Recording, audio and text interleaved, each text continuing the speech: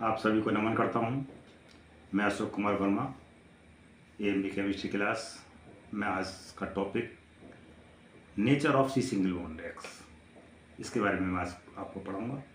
तो चलिए मैं आज का टॉपिक शुरू करता हूँ। Nature of C single bond X, ये मैं आज का टॉपिक यहाँ से मैं शुरू करता हूँ। Nature of C single bond X बहुत छोटा सा टॉपिक है और बहुत ही सिंपल टॉपिक है। Nature of C single bond X का मतलब क्या है कि ये बॉन्ड पोलर है या ये बॉन्ड नॉन पोलर है। ये nature of C single bond X का मतलब ये है कि ये बॉन्ड पोलर है या नॉन पोलर है। पोलर कब होगा बॉन्ड? जबकि पार्शियल चार्ज दोनों पर डेवलप होंगे, और नॉन पोलर कब होगा? जब पार्शियल चार्ज एक दूसरे पर डेवलप ना होंगे। तो ये हम चेक करते हैं कि बॉन्ड पोलर है या नॉन पोलर है। अगर ये बॉन्ड पोलर है तो पोलरिटी डिपेंड करती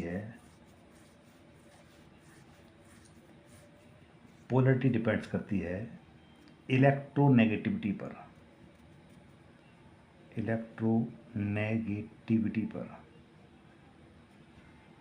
अब इलेक्ट्रोनेगेटिविटी क्या होती है? इलेक्ट्रोनेगेटिविटी होती है इलेक्ट्रॉन अट्रैक्टिंग पावर। मैं यहाँ इसको भी मेंशन कर देता हूँ। Electron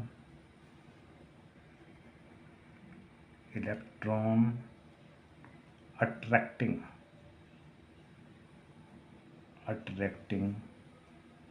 power. इलेक्ट्रॉन को अट्रैक्ट करने की क्षमता, ये होता है इलेक्ट्रो अट्रैक्टिंग पावर। कौन इलेक्ट्रॉन को अट्रैक्ट ज़्यादा करेगा? वो एलिमेंट इलेक्ट्रॉन को ज़्यादा अट्रैक्टिव करेगा जिसकी इलेक्ट्रोनेगेटिविटी ज़्यादा होगी। एक्स का मतलब क्या है? हैलोजन। ये हैलोजन होता है एक्स का मतलब। कौन कौन से हैं ये? एफ, Cl, Br और I, ये हैलोजन है। अब इलेक्ट्रोनेगेटिविटी कैसे पहचानेंगे कौन ज़्यादा इलेक्ट्रोनेगेटिव है? यानी कि वो ज़्यादा इलेक्ट्रोनेगेटिव होगा जो ताकत से इलेक्ट्रॉन को खींचेगा। अपनी पीरियोडिक टेबल में जितने भी एलिमेंट्स हैं, अब तक 118 एलिमेंट्स हैं, अब तक जितने भी एलिमेंट्स हैं उनमें से सबसे ज़्यादा इलेक्ट्रोनेगेटिव ये जो एलिमेंट है, ये जो आप देख रहे हैं, ये फ्लोरीन सबसे ज़्यादा इलेक्ट्रोनेगेटिव होता है। इसका मतलब ये है कि सबसे ज़्यादा इलेक्ट्रॉन ये एलिमेंट खींचेगा। सीधी सी बात है। तो यहाँ पर मैं एक बॉन्ड बना देता हूँ इस तरीके से, आर सिंगल बॉन्ड एक्स के माफी की मैं बात करता हूँ। सारे के सारे इनमें से कुछ भी ले लेंगे हम। तो ये क्या करते हैं? हैलोजन की प्रॉपर्टी जो होती है, ये जो शेयरिंग जो पेयर ऑफ इलेक्ट्रॉन है, इस आर सिंगल बॉन्ड एक्स का मतलब क्या है? मैं आर, एक इलेक्ट्रॉन इस आर का है और दूसरा इलेक्ट्रॉन इस एक्स का है, इस तरीके से। तो हैलोजन इलेक्ट्रोनेगेटिव होने के कारण ये दोनों इलेक्ट्रॉन अपनी तरफ शिफ्ट कर लेते हैं, अपनी तरफ खींच लेते हैं। जब इलेक्ट्रॉन अपनी तरफ खींच लेते हैं तब इसने अपनी तरफ इलेक्ट्रॉन को खींचा है। एक तो इसका था ही था, अब इसका और खींच लिया है, तो ये कुछ ऐसा बन जाता है। इसको मैं ऐसे लिख सकता हूँ, R X single bond positive negative, यहाँ पार्शियली पॉजिटिव और पार्शियली नेगेटिव, इस तरीके से। तो इलेक्ट्रॉन को इस तरीके से खींच लिया है, तो यहाँ पर पार्शियली पॉजिटिव और एक पर पार्शियली नेगेटिव चार्ज इसका यहाँ डेवलप हो जाता है। ये जो इलेक्ट्रॉन है तो पार्शियली पॉजिटिव और पार्शियली नेगेटिव ये चार्ज डेवलप हो जाता है।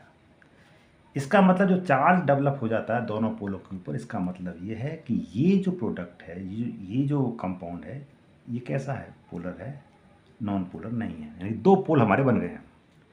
चलो ये तो हमें पता लगा कि नॉन पोलर है, पोलर है। पोलर क्या होते हैं? इसके बाद में इससे जो क्वेश्चन उठते हैं वो क्वेश्चन, 3 क्वेश्चन इससे उठते हैं। जब भी हम पढ़ेंगे इस टॉपिक को पढ़ने के बाद 3 क्वेश्चन आपके दिमाग में आएंगे। पहला बॉन्ड लेंथ के बारे में, बॉन्ड लेंथ के बारे में।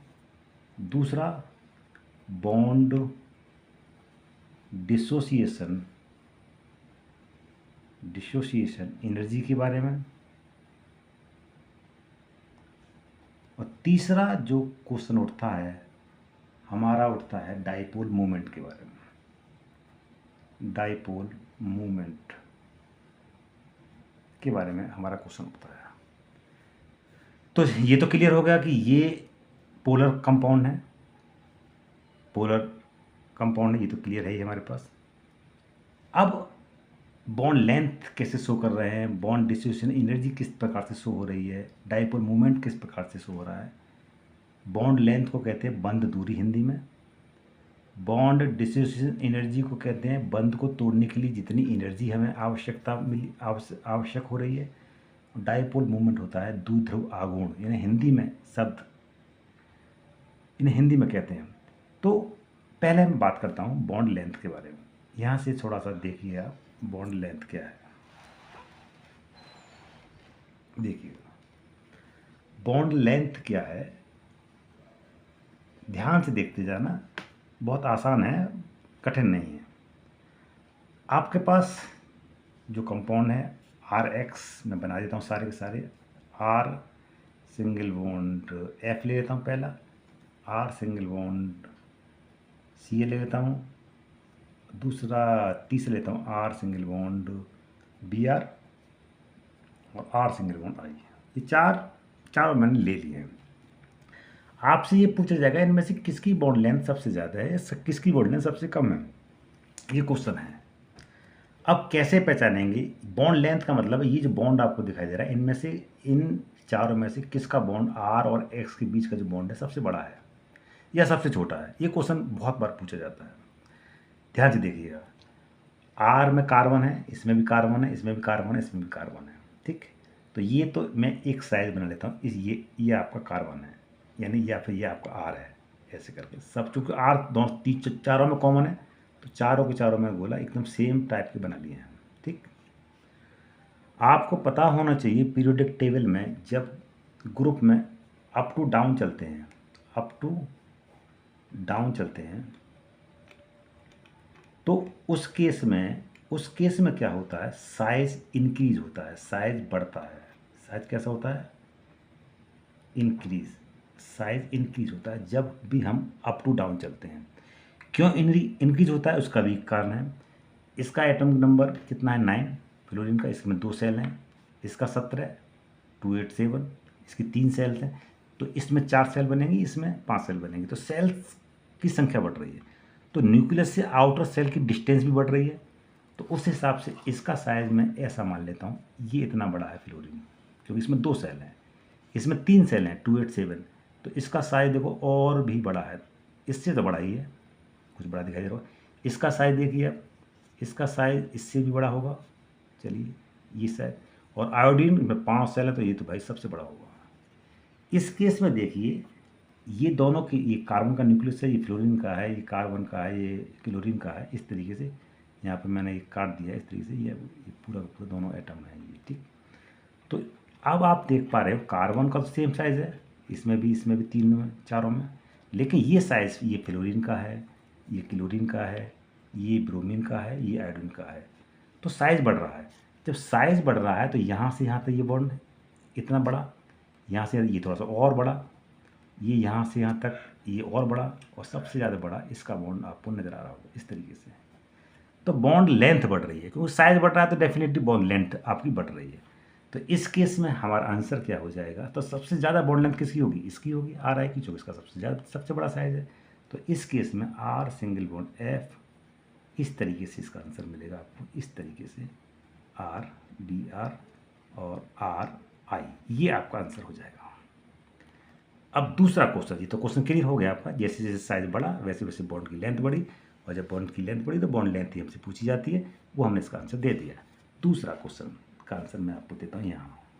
दूसरी बात ये कह रहा है bond dissociation energy, bond dissociation energy. पूछा यही है, इन चारों में किसकी बॉन्ड डिसोसिएशन एनर्जी ज़्यादा होगी, यानी बॉन्ड को तोड़ने के लिए किसमें ज़्यादा एनर्जी की आवश्यकता होगी, ये पूछा गया है क्वेश्चन। तो मैं फिर बना लेता हूँ चारों के चारों को, R F, R C L, R B R, R आई।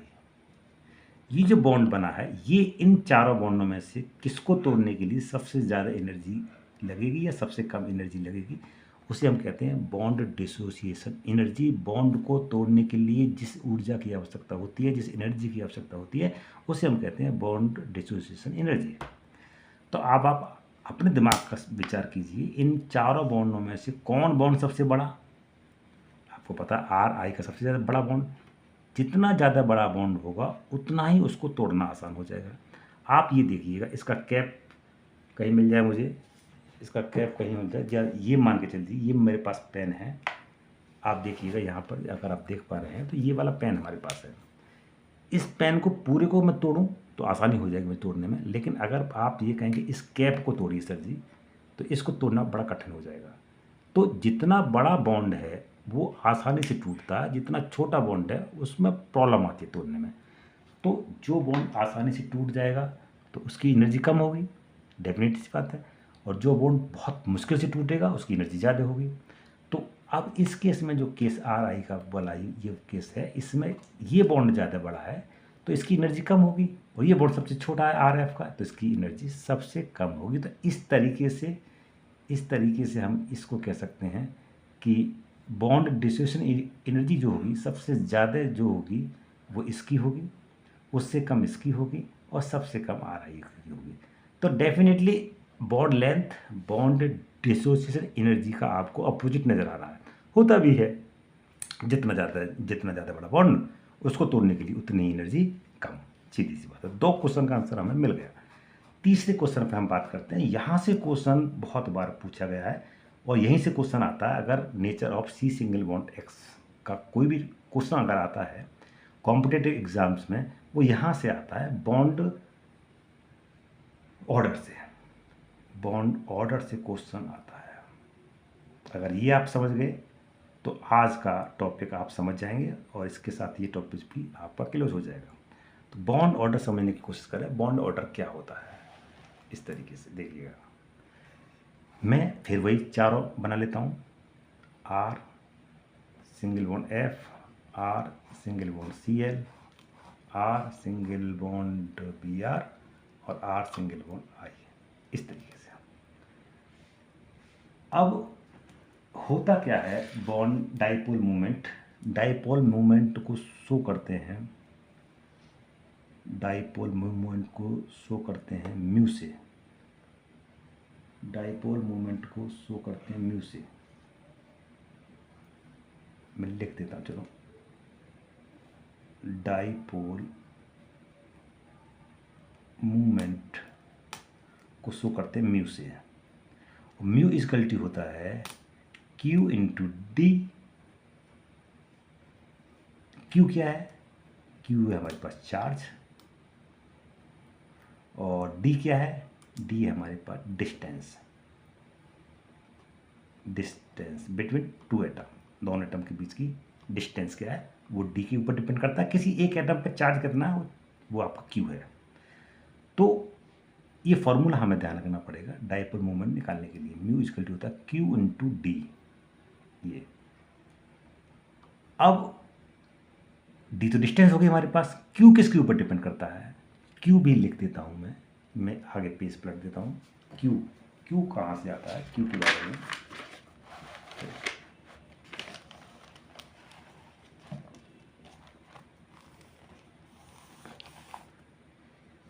तो म्यू डाइपोल मोमेंट को mu equal to Q into D. Mu dipole moment है, Q चार्ज है, D डिस्टेंस है। अब अगर मैं देखूं म्यू निकालूं, वो चार्ज निकालता हूं किसी भी एटम पर, यानी Q की वैल्यू मैं निकालूं, तो Q डायरेक्टली प्रोपोर्शनल होता है इलेक्ट्रोनेगेटिविटी के, इलेक्ट्रोनेगेटिविटी के। अब यहाँ से ये तो क्लियर हो गया, जितना इलेक्ट्रोनेगेटिविटी ज़्यादा है उतनी म्यू की वैल्यू ज़्यादा है, सीधी सी बात है। सॉरी, क्यू की वैल्यू ज़्यादा है। जितनी इलेक्ट्रोनेगेटिविटी ज़्यादा है, किसी भी एटम पर जो चार्ज हमें निकालना है, चार्ज जो होता है वो इलेक्ट्रोनेगेटिविटी के डायरेक्टली प्रोपोर्शनल होता है। तो अगर मैं बात करूं कि किसी भी एलिमेंट की इलेक्ट्रोनेगेटिविटी हमें पता है, इलेक्ट्रोनेगेटिविटी सबसे ज़्यादा फ्लोरीन की होती है 4.0। तो इलेक्ट्रोनेगेटिविटी हमें पता है, इसका मतलब ये हमें पता लग गया कि फ्लोरीन पर चार्ज सबसे ज़्यादा है उन चारों एलिमेंट्स में। ठीक है, तो यहाँ पर और डिस्टेंस क्या होती है, दो एटम के बीच डिस्टेंस बहुत छोटी होती है, नैनोमीटर पिकोमीटर में हम काउंट करते हैं, उसको बहुत छोटी है। तो जब ये डिस्टेंस बहुत छोटी होती है, ना के बराबर होती है, तो इसको नेग्लिजिबल मान लेते हैं, इसको नगण्य मान लेते हैं, इसको भाई इसका मतलब कुछ है ही नहीं।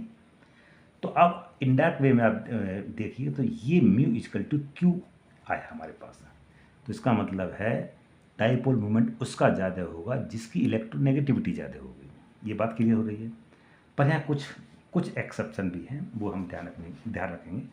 तो इस केस में अगर मैं देखूँ R F R C L R B R R I, अब जिसकी इलेक्ट्रोनेगेटिविटी ज़्यादा है उसका चार्ज ज़्यादा है, जिसका चार्ज ज़्यादा है उसका डाइपोल मोमेंट ज़्यादा है। यही तो क्वेश्चन हमारे पास कह रहा है।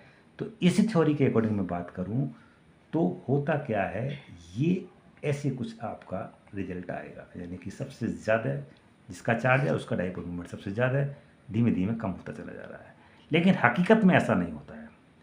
अब होता क्या है वो आप समझने की कोशिश करें, क्या होता है, किस तरीके से होता है। ये आंसर गलत है, ये आंसर नहीं होता है। वैसे होना ये चाहिए था, होना तो हमारे पास एक्सपेक्टेड तो यही था हमारे पास, बट एक्चुअल क्या है वो हमें, ये तो एक्सपेक्टेड है हमारे पास।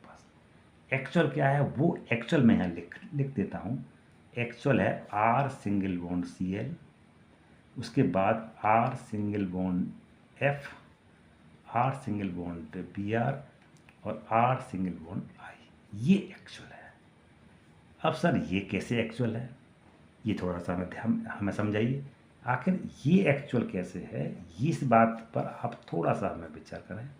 चलिए मैं थोड़ा सा बताता हूँ। होता क्या है, इन दोनों के केस में डोमिनेट फैक्टर डी होता है, डिस्टेंस के ऊपर डिपेंड करते हैं ये वाले दोनों केस। तो डिस्टेंस जिसकी ज़्यादा है उसका डाइपोल मोमेंट ज़्यादा है। एक्सेप्टेशन है, ये अपवाद है। ये आप समझ सकते हैं, जिसके डिस्टेंस ज़्यादा है उसका डाइपोल मोमेंट ज़्यादा है। इन दोनों के केस में सिर्फ इन दोनों की बात कर रहा हूँ मैं। तो इसलिए तो ये ज़्यादा है ये कम। ये जो है ये आपका क्यू के ऊपर डिपेंड करता है जो हमारे पास सिस्टम चल रहा था। तो ये चीज़ थी, बहुत सिंपल सा फंडा था डाइपोल मूवमेंट का, ज़्यादा कुछ था नहीं इसमें कि आखिर ये बॉन्ड पोलर है या नॉन पोलर है, किस बात पर डिपेंड करता है, इलेक्ट्रोनेगेटिविटी के ऊपर डिपेंड करता है। ये सारी बातें थी। अब ये टॉपिक इतना ही है, इससे ज़्यादा इसमें कुछ नहीं है, ना कभी इससे ज़्यादा कोई क्वेश्चन बनता है, ना कभी क्वेश्चन आता है। चलिए मैं आपको थोड़ा सा एक बार समराइज़ कर देता हूँ इस चीज़ को। अभी तक आपने 3 बातें पढ़ी। तो सबसे पहले जो टॉपिक चल रहा है हमारा सी सिंगल बॉन्ड एक्स, मतलब सी सिंगल बॉन्ड एक्स की प्रकृति क्या है, ये पोलर है या नॉन पोलर है। पोलर मिला क्योंकि इलेक्ट्रोनेगेटिविटी ऊपर डिपेंड करता है। इलेक्ट्रोनेगेटिविटी क्या होती है, इलेक्ट्रॉन अट्रैक्टिंग पावर, इलेक्ट्रॉन को अट्रैक्ट करने की क्षमता। इसमें 3 क्वेश्चन हमारे पास बने। पहला हमारा क्वेश्चन बना इलेक्ट्रोनेगेटिव बॉन्ड लेंथ का। बॉन्ड लेंथ किसकी ज़्यादा है, जिसका साइज़ ज़्यादा है, जाहिर है उसकी बॉन्ड लेंथ ज़्यादा है। और आयोडीन का साइज़ आपको पता है कितना ज़्यादा होता है, फ्लूरिन का साइज़ कम से कम होता है। तो अप टू डाउन चलेंगे पीरियोडिक टेबल में तो साइज़ हमारा इंक्रीज करता है। तो वहाँ पर आर आई सबसे ज़्यादा साइज़ का बढ़ा। उसके बाद में बॉन्ड डिसोसिएशन एनर्जी, या इसे बॉन्ड एंथैल्पी भी कहते हैं। तो किसको बॉन्ड एंथैल्पी ज़्यादा है, इसका मतलब उसकी बॉन्ड एंथैल्पी ज़्यादा है जो सबसे छोटा बॉन्ड है, क्योंकि उस बॉन्ड को तोड़ने के लिए एनर्जी जो हमें लगानी पड़ेगी वो ज़्यादा देनी पड़ेगी। और जितना बड़ा बॉन्ड होगा उसको एनर्जी कम देनी पड़ेगी। तो इस हिसाब से अगर देखा जाए तो RF सबसे ज़्यादा उसकी बॉन्ड डिसोसिएशन एनर्जी होगी, क्योंकि उसको तोड़ने के लिए उतनी ज़्यादा एनर्जी हमें लगानी पड़ेगी। इसके बाद एक क्वेश्चन लास्ट में आया डाइपोल मूवमेंट। यहाँ से ही क्वेश्चन आता है अक्सर जो हमने देखा है अब तक कि RF, RCL, RBR और RI, लेकिन यहाँ पर होना क्या चाहिए था, RF का सबसे ज़्यादा, RI का होना चाहिए था। मैंने क्या बता दिया आपको, इसमें दोनों में RF सबसे ज़्यादा, RCL उससे कम, RBR और RI। लेकिन होता क्या है, स्विच कर देते हैं हम, RF की जगह RCL को ले आते हैं और RCL की जगह RF बन जाता है। तो वहाँ पर स्विच करना है, आपको चेंज करना है वहाँ से, बाद बाकी सिस्टम जैसा का तैसा है वो वैसा बना देता है। तो इस तरीके से मैंने ये टॉपिक आपको बताया। मैंने पूरी जितने भी मुझ पर क्षमता थी मैंने उस तरीके से आपको समझाया। पर आप भी कॉपी पेन लेकर के बैठिए, मेरी रिक्वेस्ट आपसे यही रहती है, बिना कॉपी पेन लेके बैठेंगे तो आपको बात समझ में नहीं आएगी। मैं इसी उम्मीद के साथ कि आपको समझ में आए, मैं आपसे विदा लेता हूँ। नमस्कार।